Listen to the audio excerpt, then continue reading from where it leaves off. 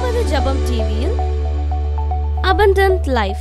சில தீர்க்கதரிசனம் எப்போ நடக்கும்னா அது ஸ்பிரிட்ல சோக் பண்ணிக்கிட்டே இருக்கணும். அப்படின்னா ஒரு ஈர துணி இருக்கு பாத்தீங்களா, அந்த ஈர துணி ஈரமாவே இருந்தா எப்படி இருக்கும் இல்ல, அது போல உங்கள் ஆத்துமா அந்த வார்த்தைக்கு நேராக அந்த தண்ணீர்ல நிரம்பிக்கிட்டே இருக்கணும் பாருங்க. ஏன்னா சில ப்ராஃபஸியெல்லாம் உங்களுக்காக இயற்கையை மாற்றணும். Every Wednesday, Abundant Life program at 7 p.m. Only on Jabam TV. எடுத்துக்கொள்வோம் சங்கீதத்தின் புஸ்தகம் 20ஆம் அதிகாரம் 1-2 நாம் வாசிப்போம். ஆபத்து நாளிலே ஆமென். ஆமென். ஆமென். ஹல்லேலூயா. ஆபத்து நாளிலே கர்த்தர் உமது விண்ணப்பத்தை கேட்பாராக, பதிலளிப்பாராக. யாக்கோபின் தேவனுடைய நாமம் உமக்கு உயர்ந்த அடைக்கலமாய் இருப்பதாக. அடுத்தது, அவர் பரிசுத்த ஸ்தலத்திலிருந்து உமக்கு ஒத்தாசை அனுப்பி சீயோனிலிருந்து உம்மை ஆதரிப்பாராக. ஹல்லேலூயா. எத்தனை பேர் உதவியை பார்த்துக்கிட்டே இருக்கிறீங்க? எத்தனை பேர் ஒத்தாசையை பார்த்துக்கிட்டே இருக்கீங்க? ஒத்தாசை மாத்திரம் இல்லையா, ஆதரவையும் சேர்த்து அனுப்புகிறார். ஆதரவுன்றது மிகப்பெரிய வார்த்தை. ஆமென். ஹல்லேலூயா. God is bringing the support in our life, help in our life. நான் சொல்லிட்டே இருக்கிற மாதம் முழுவதும் உதவி என்பது மிகப்பெரிய ஸ்டேட்மெண்ட். ஆமென். எனக்கு உதவி தேவை, ஐ நீட் ஹெல்ப் அப்படின்றது. இப்போ நான் சொன்ன பாருங்க, பிள்ளைங்களுக்கு கொடுத்து சொன்னேன், பிள்ளைங்க நீட்ஸ் ஹெல்ப், பிள்ளைங்களுக்கு உதவி தேவை, பிள்ளைகளுக்கு சரியான ஆட்கள் தேவை. அது போல இந்த காலை வேளையில கர்த்தர் மறுபடியும் நம்மோடு கூட பேசுகிற வார்த்தை, உங்களுக்கு கர்த்தருடைய உதவி இறங்கட்டும் இயேசுவின் நாமத்தினாலே. அது மாத்திரமல்ல, தேவன் சொல்ற, நான் என்னுடைய ஆதரவை அனுப்புவேன். ஆபத்து நாளிலே உன் ஜெபத்திற்கு கர்த்தர் பதிலளிப்பார். நல்ல ஒரு ஆமென். ஹல்லேலூயா. எத்தனை பேர் நம்புறீங்க உதவி ஆல்ரெடி இறங்கிருச்சு? ஹல்லேலூயா. சரி, எத்தனை பேர் ஞாபகம் இருக்கு போன வாரம் நான் பேசின பிரசங்கம்? டக்குன்னு கேட்டீங்களே அப்படின்றீங்க. சரி, என்ன பேசணும் அந்த டாபிக் மட்டும் சொல்லுங்க பார்க்கலாம். அன்பு. அன்பு எவ்வளோ முக்கியம். எங்கே கர்த்தர் நமக்கு ஹெல்ப் பண்ணணும்னா ஃபஸ்ட்டு நம்மளை தேவன் அன்பாக மாற்றணும். அதுதான் ஃபஸ்ட்டு. நமக்கு பெரிய பெரிய உதவி, இங்கேருந்து பணம் வரும், இங்கேருந்து ஒத்தாசை வரும் அப்படின்லாம் இதெல்லாம் விட, the greatest help for Christianity is going back to the old days. ஆதியின் அன்புக்கு நாம் திரும்ப வேண்டும். என்றைக்கு அன்பு நமக்குள்ள இருக்கிறது, அன்பு சகலத்தையும் செய்து முடிக்கும். ஆமென். ஸோ போன வாரமே உங்களுக்கு சொன்னேன், உங்களுக்கு பெரிய ஹெல்ப் ஃபஸ்ட்டு எங்கே வேணும்னா ஹார்ட்டில் வேணும். ஹார்ட் மட்டும் வீக்காக இருந்துச்சு, ஹார்ட் மட்டும் ஹேட்ரடோடு கூட இருக்குது, ஹார்ட் மட்டும் வெறுப்போடு கூட இருக்குன்னா தேவன் அங்கே கிரியை செய்ய மாட்டார். ஞாபகம் இருக்கா? போன வாரம் நம்ம நிறைய அதை குறித்து தியானித்தோம். இன்றைக்கும் சில காரியத்தை நம்ம தியானிக்க போகிறோம். ஸோ ஒருவனுடைய வாழ்க்கையில் அன்பு தான் பிரதானமாக இருக்கிறது.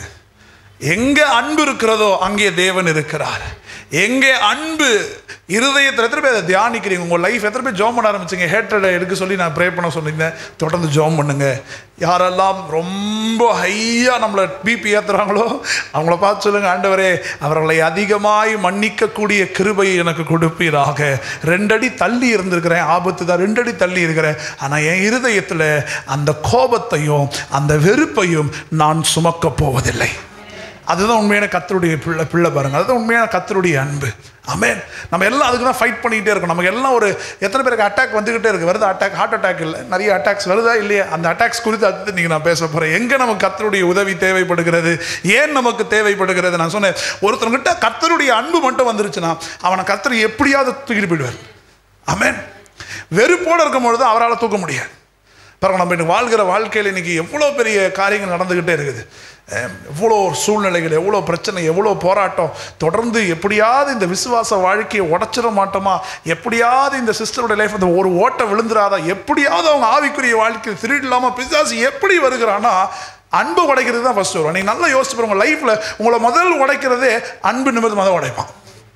இரண்டாவது, உங்கள் இருதயம் ஃபுல்லாக காயப்பட்டுரும், உங்கள் இருதயம் ஃபுல்லாக கட்டப்பட்டுரும், இருதயம் ஃபுல்லாக வெறுப்பு, மிக்சட் ஃப்ரைட் ரைஸ் மாதிரி எல்லாமே இருக்குது. வெறுப்பு, அப்புறம் வேற என்ன, சண்டை, அந்த வார்த்தை இந்த வார்த்தை கெட்ட வார்த்தை, இப்படி பல வார்த்தைகள் உள்ளே போய் மிக்சட் ஃப்ரைட் ரைஸ் ஆகி எப்போ பார்த்தாலும் ஒரு மூஞ்சை வச்சுக்கிட்டு இப்படியே ட்ராவல் பண்ணிகிட்டு இருக்க. ஆண்டவர் அதான் சொல்கிறாரு, உன்னை நேசிப்பது போல பிறரையும் நேசி. ரொம்ப அதை சொல்கிறதுக்கு ஈஸியாக இருக்குது, ஆனால் அதை ஃபாலோ பண்ணுறது ரொம்ப கஷ்டமான ஒரு விஷயம். So Jesus gives us a very, அதான் பாருங்க ஆண்டவர் நான் சொல்கிறேன், பைபிள் எப்பொழுதுமே நமக்கு சாக்ரிஃபைஸ் அப்படின்ற ஒரு மேட்டரில் வந்து அவர் அதிகமாக நம்மகிட்ட சொல்கிறதில்ல.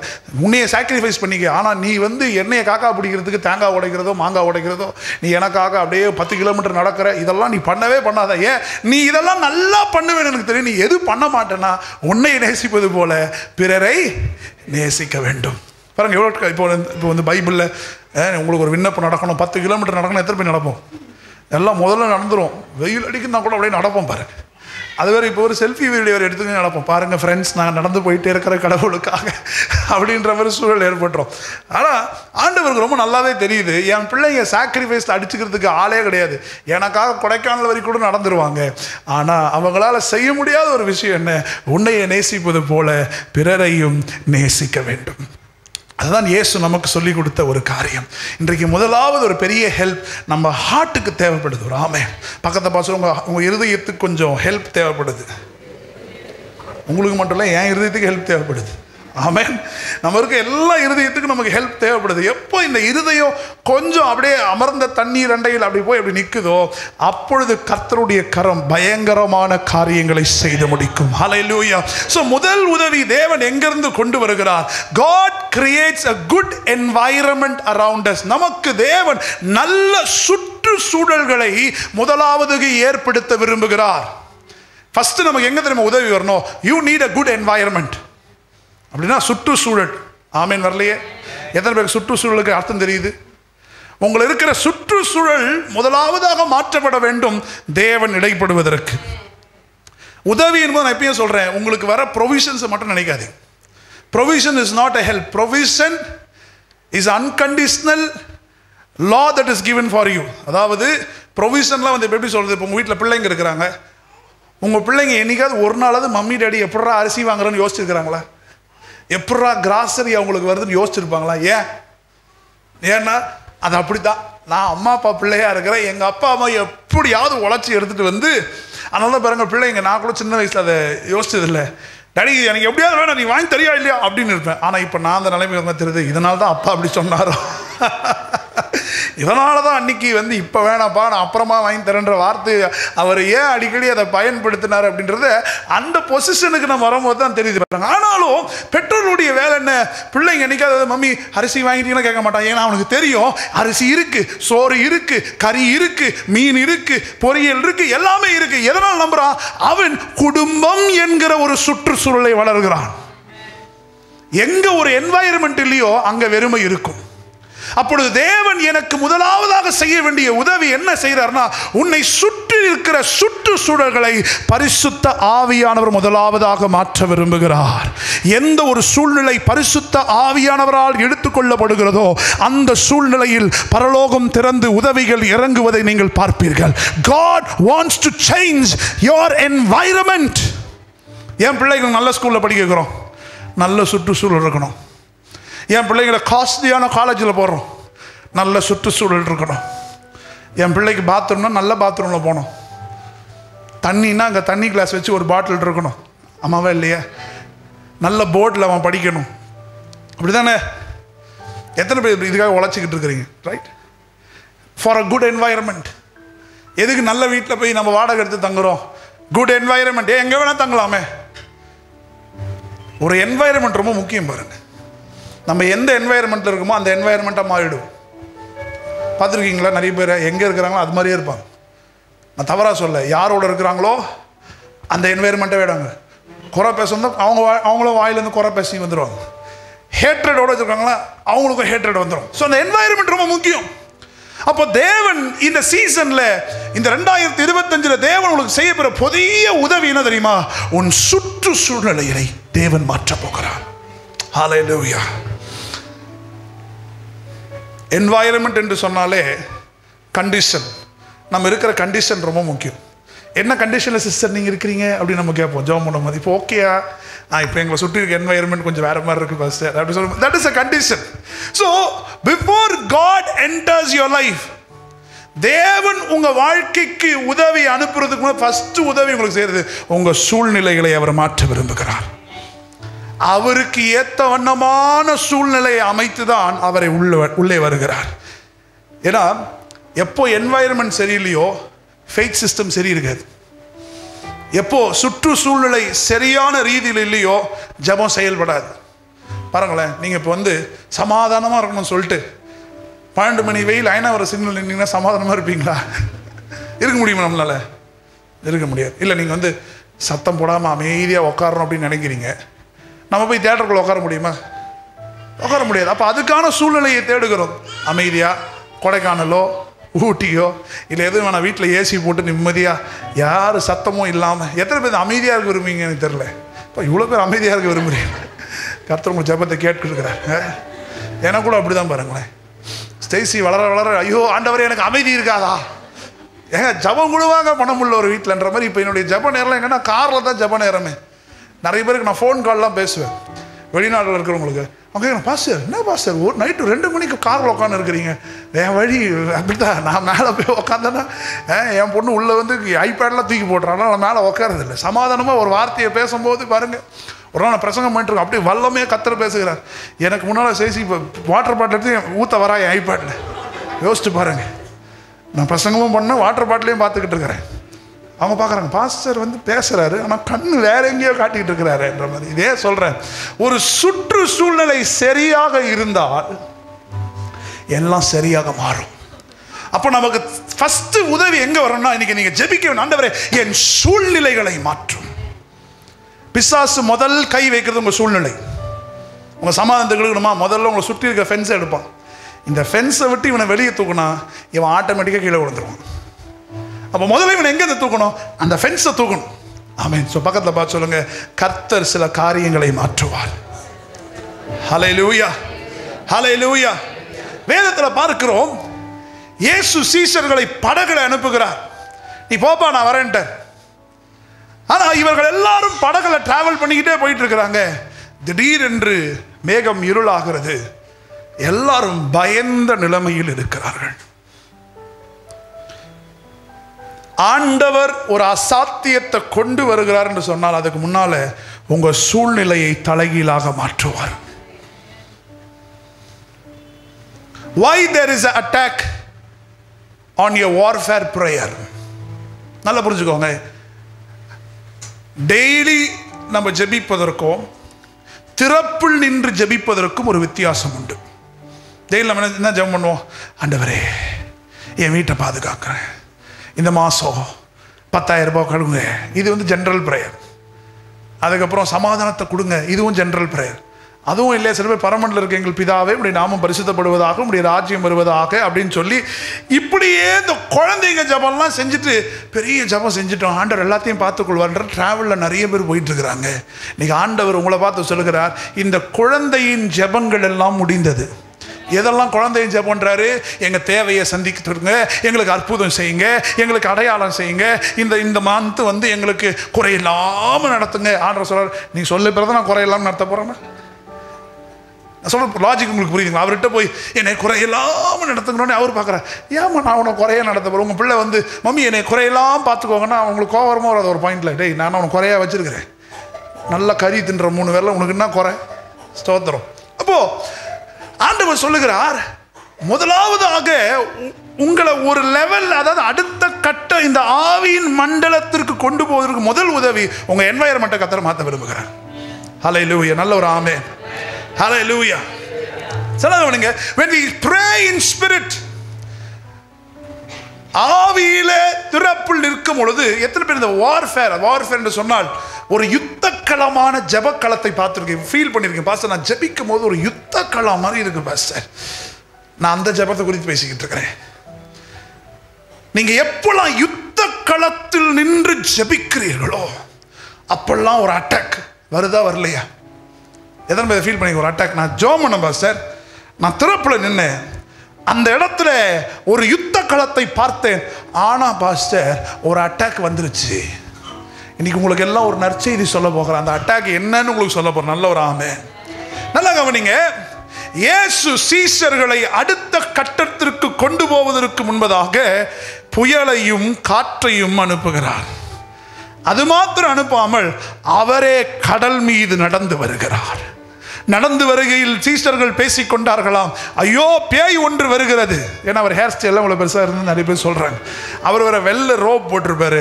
ஐயோ அந்த ரோப்பு காற்றுல ஆடுறத பார்த்து, முடி ஹேர் ஸ்டைல்லாம் அப்படி பறக்கிறத பார்த்து, ஆஹா மோகினி பிசாசு வந்துருச்சு போல. சீஷர்களுக்குள்ளே பதற்றம், சீஷர்களுக்குள்ளே குழப்பம். ஏன்னு சொன்னால் சுற்றுச்சூழல் மாறிவிட்டது. ஒரு விஷயத்தை புரிஞ்சுக்கோங்க, அடுத்த கட்ட ஆவியின் நிலைமைக்கு போகும் பொழுது சூழ்நிலைகள் மாறும், சுற்றுச்சூழல்கள் மாறும், பதற்றமாய் காணப்படும். ஆனால் கர்த்தர் சொல்லுகிறார், உன் திறப்பின் ஜெபத்தை நீ தொடர்ந்து செய்ய வேண்டும். You know what is the meaning of attack? அந்த அட்டாக் வந்து உங்களுக்கு அட்டாக் கிடையாது. நீங்கள் எப்போ வார்ஃபேரில் நின்று, திறப்பில் நின்று, அந்த அட்டாக்கு வந்தாலும் நின்று ஜபித்து கொண்டே இருக்கிறீங்களோ அதுக்கு என்ன அர்த்தம்? அது அட்டாக் இல்லை. எத்தனை பேர் நம்மளுடைய வார் நியூஸ்லாம் பார்த்துக்கிட்டு இருக்கிறீங்க? இந்தியா பாகிஸ்தான் வார் நியூஸ் பார்க்குறீங்களா? இந்தியா பயங்கரமாய் உள்ளே போய் செஞ்சுக்கிட்டு இருக்கு நிறைய செய்திகளை கண்டோம். அதைத்தான் நம்ம செஞ்சுக்கிட்டு இருக்கிறோம். It is not attack. நீங்கள் வார்ஃபேரில் நின்று திறப்பில் ஜபிக்கும் போது ஐயோ பச ஏதோ ஒரு கடினத்தை, அது கடினம் இல்லை. You are entering in to the demons house and recovering all the blessings. நல்ல ஒரு ஆமென். நீங்கள் சத்துருவின் கோட்டைக்குள் புகுந்து உங்க வாழ்க்கையில பிசாசு கட்டி வைத்த மொத்த ஆசீர்வாதத்தையும் பிடுங்கி கொண்டு நீங்க வெளியே வரீங்க. அதனால தான் வெளியே வரும்போது ரொம்ப டயர்டா ஃபீல் பண்றீங்க. பக்கத்தை பார்த்து சொல்லுங்க, அட்டாக் ஃபீல் பண்ணா அது ஜெயிப்பதற்கான ஒரு அடையாளம். எத்தனை பேர் நம்புறீங்க இதை? எத்தனை பேர் அட்டாக்கை ஃபீல் பண்ணுறீங்க? ஜெபித்த பிறகு பாஸ்டர் ஐ ப்ரேட், ஆனால் அதுக்கப்புறம் ஒரு அட்டாக் இருக்குது பாஸ்டர். கர்த்தர் சொல்லுகிறார், அந்த அட்டாக் வந்து தோற்றதற்கான அடையாளம் அல்ல, நீ ஆவியின் களத்தில் ஜெயிப்பதற்கான ஒரு அடையாளம். எத்தனை பேர் நம்புறீங்க கர்த்தர் நம்மை ஜெயிக்க வைக்க போகிறார்? ஹல்லேலூயா, ஹல்லேலூயா. The intense prayer is a sign of victory. அந்த திறப்பில் நின்று ஜெபிக்கிற ஒரு கூட்டத்தை தான் தேவன் நம் வாழ்க்கையில் எதிர்பார்க்கிறார். ஒரு வீட்டில் ஒரு சிஸ்டர் இருக்கீங்க, மதர் இருக்கிறீங்க, இல்லை ஃபாதர் இருக்கிறீங்க, அந்த இன்டென்ஸ் ப்ரேயரை மட்டும் விட்டுறாதீங்க.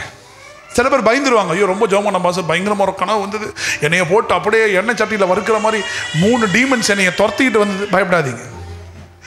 கர்த்தர் சொல்லுகிறார், எல்லாம் ஜெயத்துக்கான ஒரு அடையாளம். இப்போ நம்ம போய் ஜெபிக்கிறோம் அந்த திறப்புலாம். அதுக்கு ஏன் அந்த அட்டாக் அப்படி ஃபீல் பண்ணுறோன்னா யோசிச்சு பாருங்கள். நீங்கள் இங்கே இருந்துக்கிட்டு ஆவியின் மண்டலத்தில் ட்ராவல் பண்ணி அவன் வீட்டுக்குள்ளே நுழைஞ்சு அவன் அபகரித்ததை எல்லாத்தையும் உடைச்சி எல்லாத்தையும் கேன்சல் பண்ணி உங்கள் கரங்களில் கர்த்தர் கொடுக்குறார். இப்போ எப்படி நீங்கள் இமேஜின் பண்ணோன்னா, இந்தியாவிலேருந்து ஒரு ஆர்மி மேன் பாகிஸ்தானுக்குள்ளே நுழைஞ்சு அவங்க போய் சண்டை போட்டு அடித்து கிடிச்சு அவர் வெளியே வரும்போது அப்படியே ஆரோக்கியமே வந்தான்னு இருப்பார். எப்படி வருவார்? அப்படி வந்து விழுந்து அந்த ஜெயத்துக்கு அப்புறம் இருக்கு பாருங்க. நம்ம நிறைய பேர் அட்டாக்குன்னு பயந்துடுறோம். இப்போ இயேசு கடல் மீது நடந்து வரும்போது எல்லாரும் பதட்டத்தில் பேசிக்கொண்டே இருக்கிறாங்க. ஐயோ சும்மா எமர்ஜென்சி, ஐயோ ஏன்டா வந்தோம் தெரியல, அந்த ஆள் அப்படியே போயிட்டார், நம்மளை ஏமாத்திட்டு படகளை வந்து செத்து போக போகிறோமேனும் போது இயேசு வருகிறார். வந்து சொன்னார், பேதுருவே கம் அப்படின்னு சொல்கிறேன். நான் எப்பயும் சொல்லுகிறேன், உங்கள் சூழ்நிலைகளை கர்த்தர் ஏன் தெரியுமா மாத்துறாரு? உங்கள் அடுத்த கட்டத்திற்கு தேவன் கொண்டு போக விரும்புகிறார். ஃபஸ்ட்டு உங்களுக்கு உதவி அங்கே தான் ஸ்டார்ட் ஆகுது. எங்கேருந்து ஸ்டார்ட் ஆகுதுன்னா, உங்கள் ஜெப களத்தை கர்த்தர் மாற்ற விரும்புகிறார். தயவு செய்து இனிமேல் ப்ரொவிஷனுக்காக ப்ரே பண்ணாதீங்க. ஆமேன் வரலையே, நல்ல நல்ல வார்த்தை சொல்கிறான், ஆமேன்னு சொல்ல மாட்டீங்க. ஆனால் எப்படி பண்ணாலும் பாஸ்டர் வாயில் வந்துடுது. அது இனிமேல் அதை மாற்றுங்கன்றேன். அந்த அட்டாக்குக்காக பயந்து நிறைய பேர் அந்த ஜெபத்தை விட்டுருவாங்க. வேணாம் ரொம்ப பண்ண வேணாம் பிசாஸ். அப்போ நம்ம நீங்கள் அப்படி நினைக்கும் போது என்ன எழுது, பிசாஸ் பவர்ஃபுல்லாகிடுறான். நிறைய பேர் பாருங்களா, ரொம்ப டூ ஸ்பிரிச்சுவலாக இருக்கவங்க கட்டு அடிச்சிடும் புட்டு அடிச்சிடும் பேசிக்கிட்டே இருப்பான். யாராவது ஒருத்தர் எழுந்து அவன் செவிலே 2 அரை விடலான்னு யாரும் பேசுகிறாங்களே. ஒரு கட்டத்தில் நம்ம பயப்படுறோம். என்ன பயப்படுறோம்? அந்த ஆவி என்னைய பிடிச்சிருச்சுன்னா அது வந்து என் தொடையில் உட்காந்து தொடையில் உட்காரவருக்கு ஏன் இடம் கொடுக்குறீங்கன்ற. நான் ஒரு அறை விட்டா பிசாசு எழுந்துக்கவே கூடாது. நான் சொல்கிறேன், எத்தனை பேர் புரிஞ்சுக்கிறீங்க? நான் ஆவிக்குரிய வாழ்க்கையில் வளரும் பொழுது, டெலிவரன்ஸ் மினிஸ்டரில் வரும்பொழுது எனக்குள்ள இந்த கேள்வி வந்துக்கிட்டே இருக்கும். என்னடா அது, நம்ம ரொம்ப ஜம்முனா பிசாஸ் நம்மளை பிடிச்சிருன்றாங்க, பிசாஸ் பின்னால் வந்து காலை விடுவான் கையை விடுவான்றாங்க. அப்போ என்னதான், அப்போ என்னத்துக்கு தான் அந்த அபிஷேகம் போது ஆண்டவர் சொன்னார், தம்பி அது ஒவ்வொருத்தருடைய விசுவாசம் பொறுத்து தான் இருக்குது. நீ செவிலே விட்டு அவன் செத்துருவான்னு நினச்சா உனக்கு அந்த அதிகாரத்தை நான் கொடுக்குறேன். நீ 2 அறை விட்டா ஓடிடுவான் நம்புறியா? உனக்கு அந்த அதிகாரத்தை நான் கொடுக்குறேன். இல்லை நான் ரொம்ப பண்ணா என்னை அட்டாக் பண்ணிடுவான், அட்டாக் புலி அப்படின்னு நீ நினைச்சா உன்னை அட்டாக் பண்ணிடுவான். அதான் வசனம் சொல்லுது, அவனுக்கு ஏற்ற விசுவாசத்துக்கு அளவு கர்த்தர் அவனை ஆசீர்வதிக்கிறாராம். அப்போ எம்பவரிங் சர்ச்சோடைய விசுவாசம் எந்த லெவலில் இருக்கணும் பாருங்க. எவ்வளோ பெரிய பிசாசாக இருந்தாலும் பாஸ்டர் சொன்னார், என் காலுக்கு கீழே தாண்டா நீ. இப்போ என்கிட்ட அதிகாரத்தை கொடுத்துட்டாரு, நான் என் அதிகாரத்தை முற்றிலுமாக பயன்படுத்தாம, இல்லை நான் ரொம்ப பயன்படுத்த மாட்டேன், ஏன் நீ என்னை அஷ்டினா, அப்போ I am doubting God. Certain places God will tell you pray here, don't pray here, that is different. சில இடத்துல ஜெபம் பண்ணுன்னு, சில ஜெபம் பண்ணான்னு, நானும் அதை பண்ணியிருக்கிறேன். ஆனால் எல்லா பிசாசையும் அடிப்பதற்கான வல்லமை தேவன் நம்ம கொடுத்துருக்கிறார். ஒரு சத்துருவும் நேற்று சொன்னா பாருங்க, கோலும் தடியும் லெஃப்ட் ரைட்டு, அப்புறம் நன்மையும் கிருபையும் பின்னாடி, அப்புறம் மேட் பெண் முன்னாடி, தலை மேலே அபிஷேகம். இப்போ எப்படி உங்களை தொட முடியும்? அப்போ எந்த அதிகாரத்தில் நம்ம நின்று கொண்டு இருக்கிறோம்? அப்போ நமக்கு பிரச்சனைங்க என்ன? பிசாசு என்ன பண்ணுறோம்? ஃபர்ஸ்ட் நம்ம என்வைரன்மெண்ட்டை மாற்றிடலாம். வேணாம் நித்யா சிஸ்டர் ரொம்ப லஞ்சம் பண்ணாதீங்க, அவ்வளோதான் பிசாசு உங்களை சூழ்ந்துருவானு நம்ம பயந்துடுறோம். வேணாம் பிருந்தா சிஸ்டர் எல்லாருக்கெல்லாம் போய் ஹீலிங் பேரெல்லாம் பண்ணாதீங்க, உங்கள் வாழ்க்கையில் வியாதி வந்துடும். எப்போ அதுக்காப்பா வார்த்தை இப்படி சொல்லுவது நம்மளை பார்த்து? என் வாழ்க்கையில் வியாதி அனுபவிக்கிறதுக்கா ஆண்டவர் எனக்கு அதிகாரத்தை கொடுத்துருக்கிறாரு? கிடையாது. இந்த 15 ஆண்டுகள் ஊழியத்தில் நான் செய்த ஃபர்ஸ்ட் ஜெபம், ஆண்டவரே நான் எப்படிப்பட்டவருக்கும் ஜெபம் பண்ணுவேன், என்னைய ஒன்றும் சேதப்படுத்தக்கூடாது. ஆமென். பக்கத்தை பார்த்து நீங்கள் எப்படி நம்புறீங்களோ அப்படி தேவன் செயல்படுவார். ஆமென். அதனால் அந்த இன்டென்ஸ் ப்ரேயரை விட்டுறாதீங்கன்ற. நான் சில பேர் பயந்துட்டு வேண்டாம், கொஞ்சம் லைட்டாக செகண்ட் கியருக்கு போய்டுவோம், ரொம்ப ஓவராக 5th கியர் போகிறோமோ, பிசாசு காலையில் விட்டுருவானோ, அப்படிப்பட்ட எண்ணங்கள் இந்த செய்தி உங்களுக்கு தான் கர்த்தர் சொல்கிறார். தொடர்ந்து உங்கள் ஜெபத்தை ஏறெடுங்க. உங்களை கண்டு பிசாசு பயப்படுறான். பயந்ததுனால தான் அட்டாக் வருது. ஏன் எல்லாம் அட்டாக் வருது உங்களுக்கு? அப்போ அட்டாக்னு என்ன அர்த்தம்? நான் உள்ளே போய் அவன் வீட்டுக்குள்ளே போய் என் வாழ்க்கையில் திருடின எல்லாத்தையும் நான் பிடுங்கி கொண்டு வருகிறேன். நல்ல ஒரு ஆமென். ஹல்லேலூயா, ஹல்லேலூயா. பக்கத்து பாசம் கர்த்தர் மிகவும் நல்லவர். எத்தனை பேருக்கு பிரயோஜனமாக இருக்குது ஃபர்ஸ்ட் வேர்ட்? ஸோ தயவுசெய்து நம்ம சர்ச்சில் பயந்துடாதீங்க. அட்டாக் வந்துடும், பிசாஸ் வந்துடுவான். நீங்கள் ஒரு அறை விட்டா அவன் எழுந்துக்கவே கூடாது. அது நீ யாரா போய் அடிச்சிட போகிறீங்க. நான் ஸ்பிரிட்டில் சொல்கிறேன், ஆவியில் நீங்கள் கட்டிட்டு ஜெபம் பண்ணால் அவன் எழுந்துக்கவே கூடாது. திருப்பி உங்களை அடிக்கணும்னு நினச்சாலே அவன் பயப்படணும். இன்றைக்கி நிறைய பேர் இன்டென்ஸ் ப்ரேயரை இறந்துட்டாங்க. ரொம்ப வேணாம் பிரதர், கடவுள்கிட்ட ரொம்ப நெருங்கின பிரச்சனை ரொம்ப வருதான். அதான் ஆண்டவர் சொல்லுவோம், சூழ்நிலையை நான் மாற்ற விரும்புகிறேன். Environment has to change. That's why God is changing that. பரவாயில்ல, ஒரு சூப்பர் நேச்சுரல் வரதுக்குனால ஆண்டவர் சூழ்நிலையை மாற்றுகிறார். அட்டாக் மாதிரி இங்கே எல்லாம் சீசர்லாம் பயப்படுறான். கர்த்தர் சொல்லுகிறார், இல்லை நான் உள்ளே வருகிறேன். இப்போ பாருங்களேன், அதனால தான் ஆண்டவர் சொன்னார் பேதுருவை பார்த்து, கம்ன்ற. பேதுரு என்ன பண்ணுறாரு? ஆண்டவரே நான் வருகிறேன். டக்குன்னு என்ன பண்ணுறாரு? நம்மள மாதிரி பயப்படுறாரு. ஆண்டவர் அங்கே ஒரு பெரிய ஆளை திக்குன்னு கீழே விடுறாரு. மறுபடியும் கையை பிடிச்சிட்டு இருக்கிறார். பயப்படாத, நான் தான் இருக்கிறேன். நான் சொல்ல எத்தனை பேர் புரிஞ்சுக்கிறீங்க? நீங்கள் யாராவது அட்டாக் கொடுத்து பயந்தீங்களா? உங்களை பார்த்து தான் பிசாஸ் பயப்படணும். உங்களை யாரும் அட்டாக்லாம் பண்ண முடியாது. அதாவது உங்களை பயமுறுத்தலாம். அந்த பயத்துக்கெல்லாம் பயப்படாதீங்கன்றான். அப்புறம் நம்ம மேலே என்ன கோலும் தடியும் இருக்குது, நன்மையும் கிருமையும் பேக்கில் இருக்குது, ஷெப்பர்டு முன்னால் போகிறாரு, ஆயில் மசாஜ் எல்லாம் பண்ணிட்ட பிறகு அப்புறம் என்ன பிரயோஜனம் பாருங்களேன். நான் பிசாசை அலற விடலைன்னா எதுக்கு எனக்கு இந்த அதிகாரம்? நானும் மற்ற கூட உட்காந்து பயந்துருவேனே. ஆமென். வரலையே. எத்தனை பேரோட கர்த்தர் பேசுகிறார்? எத்தனை பேர் இன்னைக்கு தைரியசாலியாக, எத்தனை பேர் எல்லாம் ஒரு ஆமேன்னு சொல்லுங்க பார்க்கலாம். யாரும் உங்கள் பிசாசை விட்டுறாதீங்க. பரவாயில்ல, நம்ம தோற்று போனால் மறுபடியும் எழுந்துருங்க, மறுபடியும் போங்க, மறுபடியும் சண்டையை போடுங்க. கண்டவங்ககிட்ட சண்டை போட்டுனுக்குறோம். நம்ம தேவையில்லாத சண்டை போட்டுக்கிட்டுருக்கோம். அதான் போன சொன்ன அன்பு தான் பிரதானம் பாருங்க. எங்கெங்கேயோ சண்டை. பிசாசை பல்ல உடச்சிருவேன்னு மிரட்டுங்க. இன்னொரு வாட்டி என் வீட்டு பக்கத்துக்கு வரக்கூடாது. நீ என்ன அட்டாக் பண்ண போறியா? பார்த்து இருந்துக்க, நான் டிரான்ஸ்ஃபார்மர், என்னைய மெரிச்சினா கரண்ட் அடிக்கும் உன் மேலே. இப்படிப்பட்டதான ஒரு விசுவாச அளவு உங்களுக்கு இல்லாத வரைக்கும் அட்டாக்ன்ற பேரில் பிசாசு உங்களை கோமாளித்தனமாக மாற்றிடுவான். நான் சொல்கிறேன், எத்தனை பேருக்கு புரியுது? புரியுறவங்க ஒரு ஆமேன். ஸோ பக்கத்தில் பார்த்து சொல்லுங்கள், என்னைய பார்த்து சொல்லுங்கள், இனி பயம் இல்லை. தேவன் என் சுற்றுச்சூழல்களை மாற்றுகிறார். பாருங்களேன், அந்த பதற்றமாக இருக்கிற மாதிரி தான் இருக்கும், ஆனால் உள்ளே கர்த்தர் இருப்பார். ஏன் பதற்றத்தை கொடுக்குறான்னா, நீ போதும் ப்ரொவிஷனுக்காக பால் பாக்கெட்டுக்காக ஜெபம் பண்ணாத. நீ வா, தெரப்பில் வா, ஸ்பிரிட் ரேலமில் வா, ஆவியின் மண்டலத்துக்கு வா, ஆவியின் மண்டலத்தை திறப்புல ஜெபி போ, பிசாசு வீட்டுக்குள்ளே போ, அவனை அடித்து தூக்கு. உள்ளே வரும்போது வெளியே வரும்போது கொஞ்சம் டயர்ட் இருக்கும், ஆனால் அது அடையாளமே நீங்கள் ஜெயிச்சிட்டிங்கன்னு தான். எத்தனை பேர் இன்டென்ஸான ப்ரேயர் விட போகிறதில்ல? நம்ம சபையில் இன்டென்ஸ் ப்ரேயர் பண்ணுறவங்க எனக்கு தேவை. போதும், நம்ம ப்ரொவிஷன் கேட்டது போதும், இது கொடுங்க அது கொடுங்க. எனக்கு தெரிஞ்சு நேற்று பாஸ்டர் தான் சொன்னார், எல்லாமே வந்துடும். ஆமென். அதான் சொன்னார், நீங்கள் நினைக்கிறதுக்கு முன்னாடி கர்த்தர் அதை செய்வார். தாங்க அடுத்த காரியம், என் வாழ்க்கையில் எப்பவுமே நான் பிசாசுக்கு பயப்பட மாட்டேன், சரிங்களா? என்னை வெறுக்கிறவங்களுக்கு பயப்பட மாட்டேன், என்னை எதிர்க்கிறவங்களுக்கும் பயப்பட மாட்டேன். இது எதுக்குமே எனக்கு பயம் கிடையாது. எதுக்குமே நான் பயப்பட மாட்டேன்.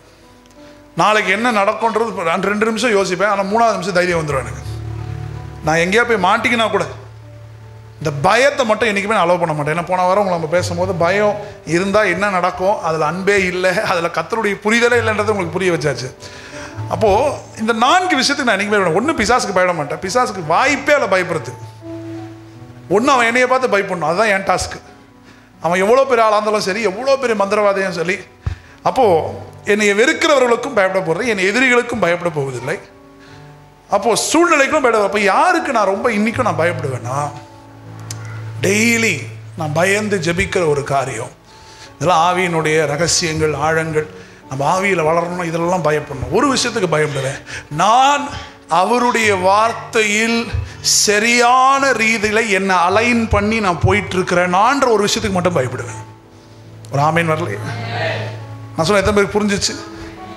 இது எதுக்குமே பயப்பட மாட்டேன், ஆனால் ஒரு விஷயத்துக்கு மட்டும் பயப்படுவேன். நான் என்னை அவருடைய வார்த்தையில் சரியான ரீதியில் பொருத்தி கொண்டு அவரோடு இருக்கிற பயணத்தில் சரியாக நடக்கிறேனான்ற ஒரு பயம் டெய்லி வரும். ஆமீன் வரலையே? தூக்கம் வருதா? இதெல்லாம் கொஞ்சம் நல்ல, இதெல்லாம் ஸ்பிரிச்சுவலான சில விஷயம் பாருங்க. எதுக்கு நம்ம பயப்படணும்?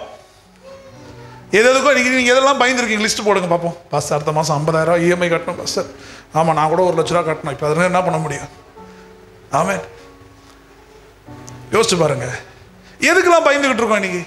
நாளைக்கு பயந்துக்கலாம், அவனுக்கு கொடுத்த பயம், இங்கே கடன் வாங்கிட்டு அதை, இந்த பயம் இருக்குதான் தவிர. ஆனால் நிறைய பேருக்கு பார்த்தீங்கன்னா இந்த பயம் உள்ளவங்க இந்த பயமே இருக்காது. இது நான் சரியாக அவருடைய வார்த்தையின்படி அலைண்டாக போகிறேனான்ற பயம் இருக்காது அவங்களுக்கு. எப்படின்னா, ஏசப்பா நம்ம ஏசப்பா தானே, எப்படியாவது பார்த்துப்பாரு.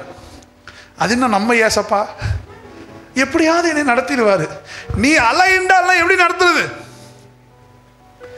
எதுக்கு பயப்படணும்? ஃபர்ஸ்ட் நீ பயப்பட வேண்டிய காரியம் என்ன? நான் அவர் வார்த்தையில் என்னை பொருத்தி கொண்டு சரியான காரியத்தில் நடக்கிறேனா? ஆமீன் வரலையே? அல்லேலூயா. ஒரே ஒரு வசனத்தை வாசிங்க, மத்தேயு 4ஆம் அதிகாரம் 7ஆம் வசனத்தை வாசிங்க கொஞ்சம் வேகமா. மத்தேயு 4:7.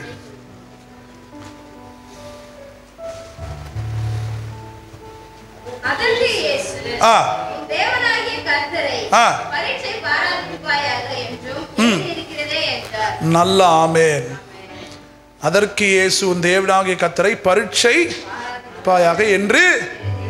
Hello, it is written. Jesus ஒரு ஸ்டேட்மெண்ட் சொல்றாரு பிசாசு கிட்ட, தோ அவர் தேவகுமாரன், தேவன் அவருக்குள்ள, அவர் தேவனுக்குள்ள இருந்தாலும் இப்ப இயேசு சொல்றாரு ஒரு வார்த்தையை அந்த டெம்டேஷன் டைம்ல பிசாசு கிட்ட, பிசாசே வார்த்தை எழுதியிருக்கபடியே, aligned with the word. Jesus எதை குறித்து பேசுறாரு? I am aligned with the word, it is written. என்னைய பரிச்சை பார்க்காத. ஆமென் வருதா? எத்தனை பேருக்கு புரியுது? இயேசு சொல்கிற ஒரு ஸ்டேட்மெண்ட், எழுதியிருக்கிறபடி.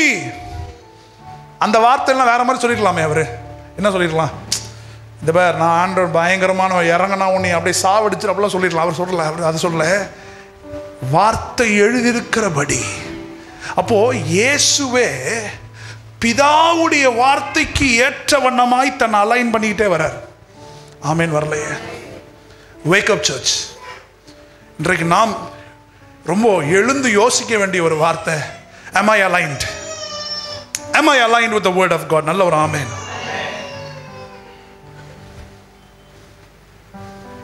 If I don't walk with the word, I am not preserved. அப்படி சொல்லலாம். நான் வார்த்தையின்படி என்னை பொருத்திக்கொள்ளி நடக்கலைன்னா என்னை ப்ரிசர்வ் பண்ண முடியாது ஆண்டவரால். அப்போ வார்த்தை எவ்வளோ முக்கியம்னு பாருங்க. நல்ல ஒரு ஆமென். ஹல்லேலூயா.